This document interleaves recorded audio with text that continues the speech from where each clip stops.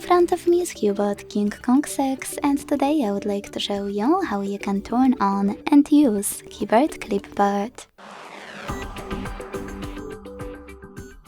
Begin by launching your keyboard and clicking on Clipboard at the top of it.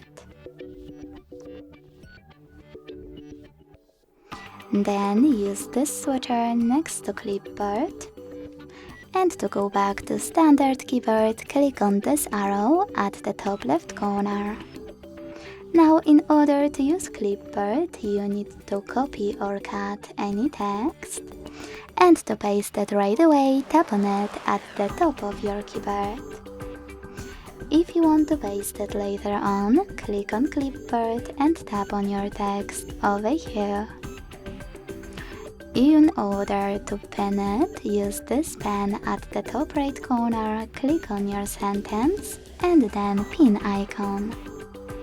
You can unpin it the same way. To delete it, tap on the pen again, click on your text and use this pin icon next to the pin one. If you want to disable Clipboard completely, use the same switcher as before. Thanks so much for watching. If you enjoyed this video, leave a like, comment and subscribe. Bye!